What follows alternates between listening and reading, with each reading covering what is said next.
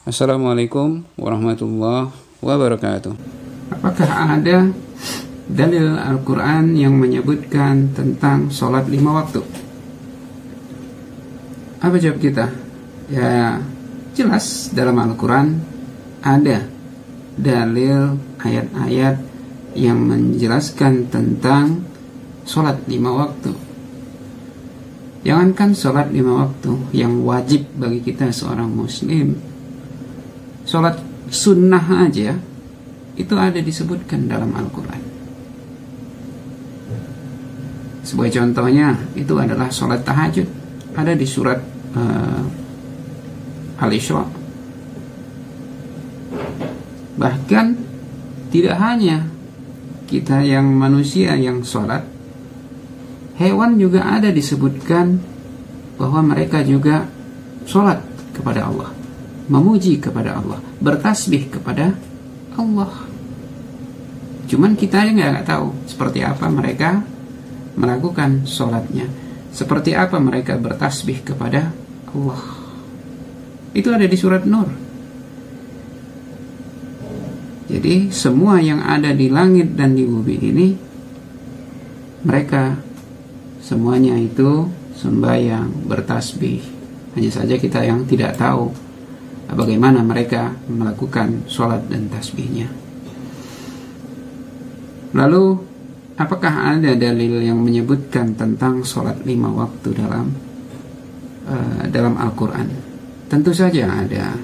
Di surat Al-Baqarah ayat 283 itu ada disebutkan, A'udzubillahi minasyaitonirrajim.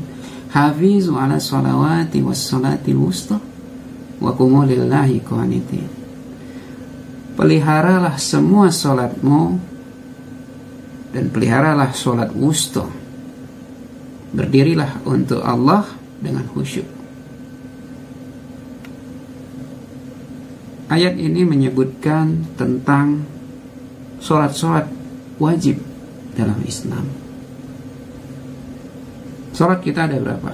5. Ayat ini menyebutkan sholat dalam bentuk jamak, artinya itu lebih dari 2. Ditambah dengan sholat wusta, disebutkan secara khusus. Sholat wusta ini para ulama beda pendapat tentang apa yang sholat wusta. Namun dari beberapa tafsir dari Ibnu Tabari, Al-Qurtubi, Ibnu Katsir, dan termasuk bahasan kita dalam kalender Masjidil Haram menyatukan kalender Islam, bahwa sholat wusta itu adalah sholat asar, sholat pertengahan. Jadi pertengahannya itu adalah sholat asar. Jadi mulai dari subuh sampai isya, dan pertengahannya adalah sholat asar. Dan itu juga sudah kita bahas di buku Masjidil Haram menyatukan kalender Islam, bagaimana perpaduan dalil dan ilmu pengetahuan, dan kita padukan bahwa menjelaskan bahwa yang lebih tepat yang disebut sebagai sholat wusta itu adalah sholat asar. Dan mengenai sholat 5 waktu, jelas tadi disebutkan, menyebutkan sholat di sini dengan menggunakan kata jamak, artinya sholat itu lebih dari 2. Jadi dari sini kita dapat menyebutkan bahwa sholat itu dalam bentuk jamak yang banyak, dan memang ciri khas Al-Quran tidak memberikan detailnya, tapi memberikan garis besar secara umum. Di dalam Al-Quran ada juga ayat yang lain yang menyebutkan bahwa sholat yang lain. Ada juga di surat Al-Isra di 78. Jika kita tadi menyebutkan ada sholat tahajud, sholat malam, itu ada di ayat 79 itu, di 78-nya itu disebutkan Aqimus sholata lidudukis samsi ila wasakil lail wa qur'an al-fajr. Jadi dirikanlah sholat dari sesudah matahari tergelincir sampai gelap malam, dan dirikan sholat subuh. Inna Qur'anal fajri kana mashhuda. Sesungguhnya sholat subuh itu disaksikan. Jadi ayat ini juga menjelaskan ada sholat yang dikerjakan mulai dari matahari tergelincir sampai gelap malam. Dan para ulama berbeda pendapat juga tentang kapan sholat disebutkan ketika matahari tergelincir. Dari tafsir Al-Qurtubi, At-Tabari, Al-Kasyir, lebih condong kita menggunakan bahwa sholat setelah matahari tergelincir itu adalah waktu zuhur. Jadi waktu zuhur, asar, maghrib, dan isya, baru sholat subuh. Dan ini disebutkan juga dalam hadis secara jelas. Karena kalau kita mau berdalil, tentu secara umum Al-Quran sudah mengaturnya. Mengenai terperincinya, kita kembali ke hadis. Banyak hadis-hadis yang menyebutkan berkaitan ini. Jika kita melihat urutan sholat di dalam surat Al-Isra ini kita bisa melihat sebuah hadis ketika seorang sahabat itu pernah bertanya. Ini seorang laki-laki di mana hadis ini diriwayatkan oleh Buraidah radhiyallahu anhu, bahwa beliau menyebutkan bahwa seorang laki-laki bertanya tentang waktu sholat. Maka beliau menjawab, sholatlah bersama kami selama 2 hari. Jadi Nabi tidak hanya menjelaskan, tapi juga mengajak praktek langsung. Apa maksudnya ini? Tentu beda antara orang yang hanya sekedar diajarkan, disampaikan, dengan orang yang langsung praktek. Dan Nabi menyebutkan, tinggallah bersama kami 2 hari. Jadi ketika 2 harinya itu, ketika matahari telah condong, beliau menyuruh Bilal untuk mengumandangkan azan. Kemudian beliau perintahkan Bilal untuk mengiqamati sholat zuhur. Itu sholat zuhur. Dan setelah itu beliau perintahkan Bilal supaya mengumandangkan azan untuk asyar ketika matahari itu masih tinggi, masih putih cemerlang. Ini di awal waktu lah ini. Lalu beliau untuk itu sholat asar, dan maghribnya itu ketika matahari itu sudah mulai menghilang, disitulah Bilal mengiqamatkan sholat maghrib. Setelah itu sholat isya, yaitu ketika mega merah di langit itu udah menghilang, disitulah iqamat sholat isya. Kemudian di subuhnya Bilal mengiqamati sholat subuh ketika terbit fajar. Itu di hari selanjutnya, di hari kedua, Nabi SAW itu memerintahkan sholat itu di akhir waktunya. Jadi zuhur, Bilal diperintahkan iqamat ketika cuacanya udah agak dingin. Jadi zuhurnya itu udah agak di ujung. Begitu juga asar, namun matahari masih agak tinggi. Setelah itu maghrib, ketika maghrib itu sebelum mega merah menghilang, ibaratnya di ujung mega merahnya.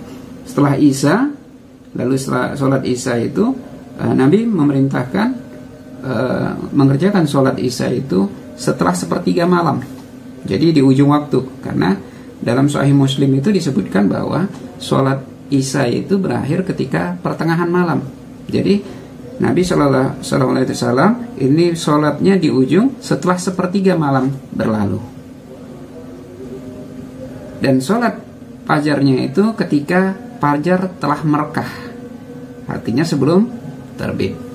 Ini yang Nabi ajarkan kepada seorang yang datang bertanya tentang waktu-waktu sholat. Dan apa yang Nabi ajarkan ini sama seperti dengan apa yang beliau terima dari malaikat, yaitu Jibril alaihissalam. Karena Dalam hadis juga disebutkan, ini ada di Musnad Syafi'i nomor hadis 101 yang menyebutkan bahwa Nabi SAW